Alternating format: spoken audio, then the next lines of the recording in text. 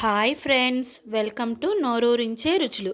ఈరోజు మనం క్విక్గా అయిపోయే వంకాయ ఫ్రై ఎలా చేసుకోవాలో మనం తెలుసుకుందాం.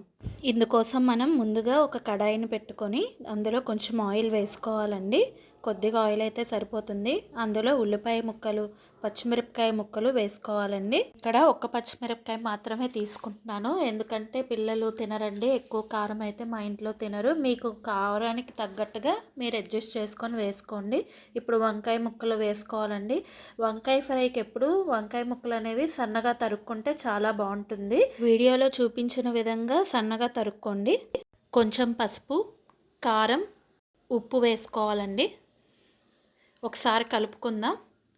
మనం ఇక్కడ కొంచెం ఆయిల్తోనే ఫ్రై చేయాలనుకుంటున్నాం కాబట్టి మాడిపోతుందండి. కొద్దిగా వాటర్ చిలకరించుకొని ప్లేట్ పెట్టుకొని మగ్గించుకోవాలండి.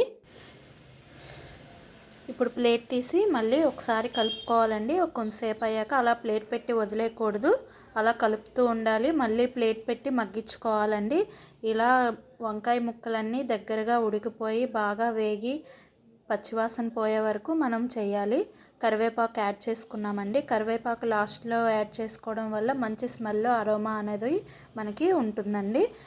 అంతేనండి, ఎంతో క్విక్ అండ్ ఈజీ వంకాయ ఫ్రై రెసిపీ. మీకు నచ్చినట్లయితే తప్పకుండా ట్రై చేయండి. ఈ ఫ్రై రెసిపీ మనకి చపాతీలోకి, రైస్లోకి, రెండిట్లోకి బాగుంటుందండి. ఈ రెసిపీ మీకు నచ్చినట్లయితే తప్పకుండా ట్రై చేయండి. సబ్స్క్రైబ్ చేసుకోండి. Thank you.